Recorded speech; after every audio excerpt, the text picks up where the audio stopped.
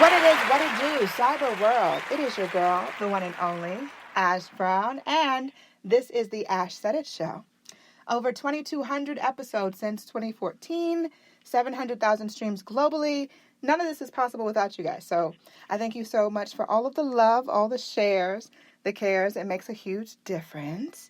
Today, I feel like I'm back in the 90s. Today's a very special episode of the Ash Said It Show. We've got the internet safety expert herself. We've got Fareedah Shaheed. Hey, Fareedah. Hi, thanks for having me. Thank you so much for joining us. And I tip my hat to you helping protect our children's safety. I'm always talking about safety and everything. You're a bit younger than me, but I was kind of maybe like a preteenish when the internet was in its infancy stage to kind of know and see it there and to see what it's developed into and how it's continuing to evolve is kind of freaky. Because it's very freaky. Yes, it's really freaky because there's just so much stuff that is accessible to children. And I've got a number of nieces and nephews and stuff that are up in age and teenagers and things of that nature. So it's always a conversation I'm having with their parents about stuff. Or if I see something that they've posted, I'm like, okay, you need to have a conversation. Pull up to the side and this needs to be deleted immediately, expeditiously, as T.I. would say. Yesterday. But so I want to go back to the beginning as far as the main thing that happened or the event that happened and that moment that you chose to confide in your mom, that catalyst being it for your career. What did she do that made the conversation make it feel like it was a safe place for you to just kind of open up to her? Well, one, she didn't freak out. I was expecting her to freak out because she told me not to talk to people online, not to talk to guys. And so I was basically doing everything that she said not to do. So when I was telling her what was going on, and I wasn't telling her just to tell her, I was just letting her know that I'm going to leave and I'm going to move in with this guy. I'm going to meet him, and if I like him enough, I might move in with him, and I just want to let you know. So it was really, I wasn't intending to have any other conversation other than I'm going to leave, and I just want you to know. Like, I owe you at least that. That was really the conversation.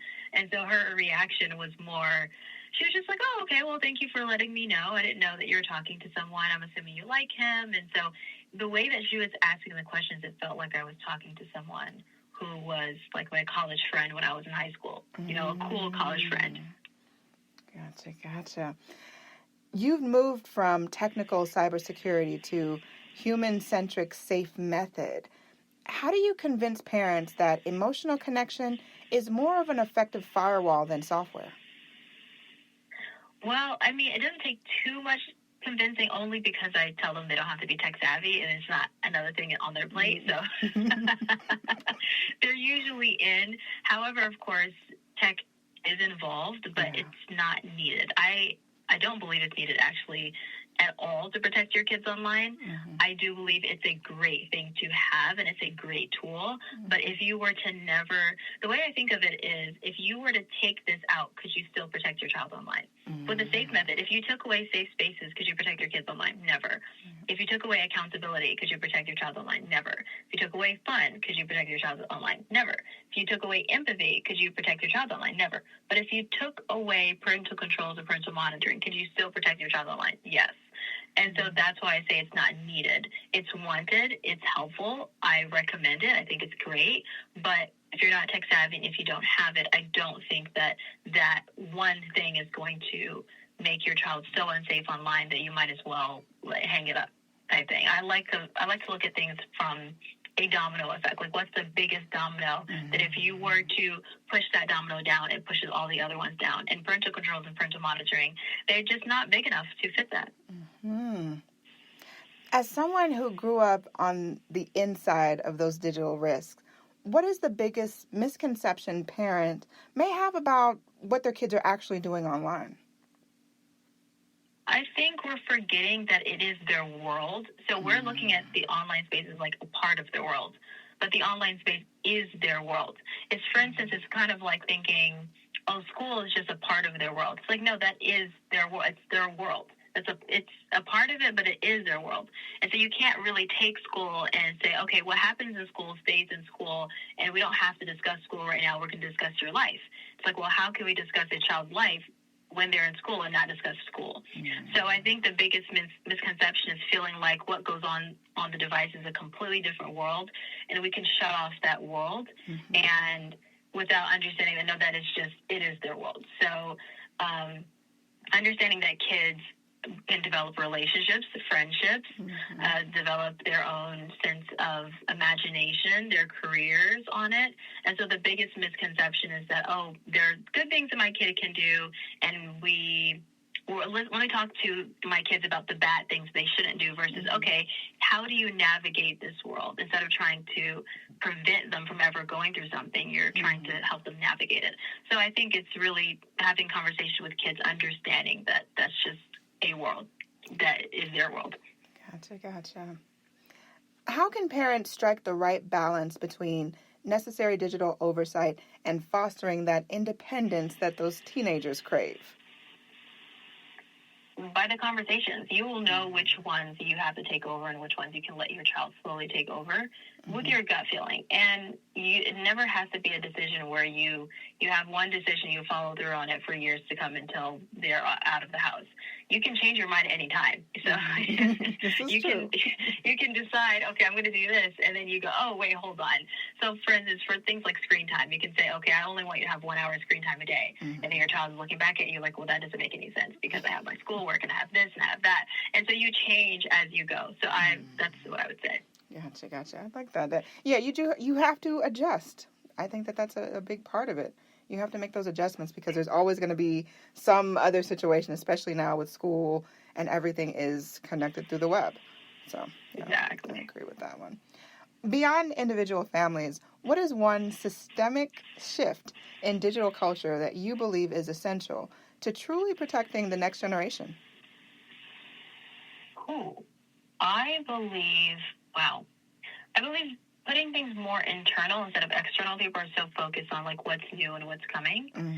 And I believe we go back to the basics of like connection with yourself as a parent, like you are connecting with your own self. Because mm-hmm. how can you expect your child to connect with you if you don't know how to connect with yourself? That doesn't make any sense, right? Yeah, it doesn't. If you want your child to talk about their mistakes with you, then you would have to talk about your mistakes with them. And it could be you're talking from your scars, right, instead of your open wounds. So you can be like, oh, when I was a kid, this is what I did, or when I was a teenager, I made this mistake. Age appropriate, whatever you think is best at that moment. Mm-hmm. But just talking to them, us going back to those basics, and really diving deep. Instead of diving deep in technology, dive deep in that, because as AI accelerates, and you want to go back to the basics in order to protect kids online. Mm-hmm. Now, Fareedah, what is next for you? What is on the horizon? What can people look out forward to seeing and connecting with you and your team? Wow. I mean, I'm posting a lot on social media. I revamped my membership for just protecting kids from online predators.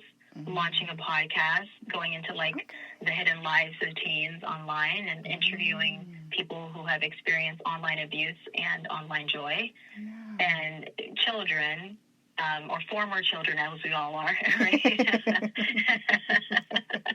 So I'm not really interviewing the kids, but I'm interviewing people who grew up in the digital age and their stories, and to help facilitate conversations between teens and parents so that they can be safe in the digital age and the AI age now, to be honest. Yes, I love that. Now, if people want to get in contact with you or they want to possibly check out some of those things that you're involved in and want to get this stuff for their teenager, for their kid, where do they need to go? CyberFareedah.com. I have my free resource library there that has the grooming red flags I missed as a child. I have my book, the membership, and then soon the podcast will be there. You can contact me, talk to me, whatever you want. It's CyberFareedah.com, and then my socials are also at CyberFareedah. I love it. Fareedah, thank you so much for coming through. We so appreciate this. Thank you for having me. I appreciate you so much. Yes, and of course, you're welcome back. I know there are going to be announcements, and especially, we promote other podcasts too. So you got to come back and tell us about the podcast and that whole everything going on with that. So you're more than welcome back. Absolutely. I appreciate you. And I appreciate each and every one of you guys. Thank you so much for all of your love, your support. It makes a huge difference. Keeping in mind, anyone to tell you that you can't do what you want to do, you look them square in the face, you tell them, don't believe me, just watch. Watch what I do. Watch me make it happen. Watch me make history. That's what we're doing this for, the history books. Social media is nice, but real life is so much better. Until next time, you guys.